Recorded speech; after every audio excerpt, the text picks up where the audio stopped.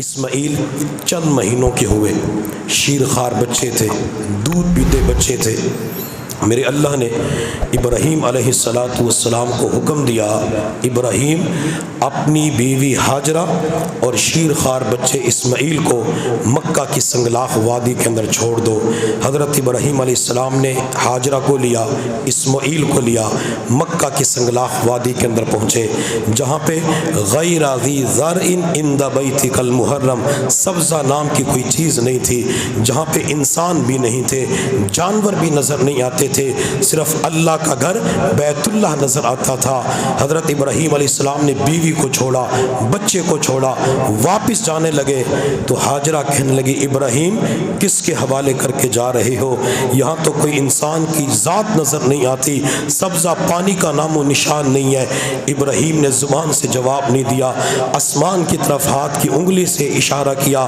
ہاجرہ سمجھ گئی کہ یہ اللہ کے حکم پہ چھوڑ کے جا رہے ہیں، تو ہاجرہ نے کیا کہا، میرے خاوند، میرے سرتاج، اگر آپ اللہ کے حکم پہ چھوڑ کے جا رہے ہیں تو پھر اللہ ہمیں ضائع نہیں فرمائے گا، اللہ ہمیں تنہا بے آسرا نہیں رکھے گا۔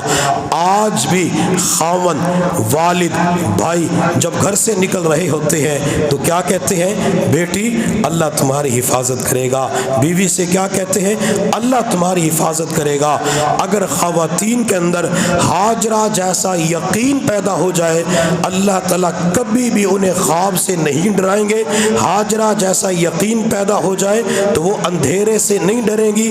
ہاجرہ جیسا یقین پیدا ہو جائے، لائٹ چلی گئی، یو پی ایس کا متبادل انتظام نہیں ہے، تب بھی نہیں ڈریں گی۔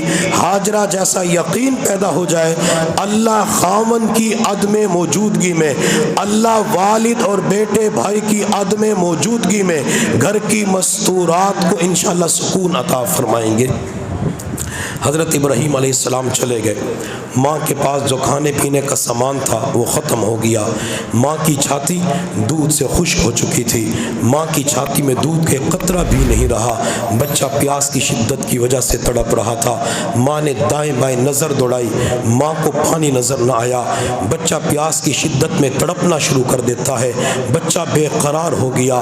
جب ماں نے بچے کی بے قراری کو دیکھا، ماں نے بچے کے تڑپنے کو دیکھا، بچے کی پیاس کی شدت کو دیکھا، تو ماں سے وہ حالت دیکھی نہ گئی۔ ماں پانی کی تلاش میں صفا پہاڑی کی طرف چلی جاتی ہے۔ یہاں پہ غور کرنا، ماں اپنے بچے کو پریشان دیکھ نہیں سکتی۔ ماں ہاجرہ پانی کی تلاش میں کہاں جاتی ہے؟ صفا پہاڑی پہ۔ کہاں جاتی ہے؟ صفا پہاڑی پہ۔ ماں نے پانی کو تلاش کیا لیکن پانی مل نہ سکا۔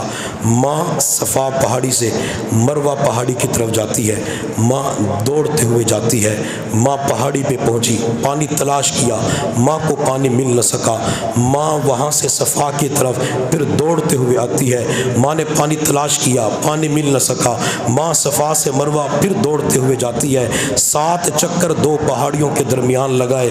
میرے اللہ کو اس ماں کا بھاگنا دوڑنا اتنا پسند آیا کہ اس بھاگ اور دوڑ کو باقاعدہ حج اور عمرے کا رکن بنا دیا۔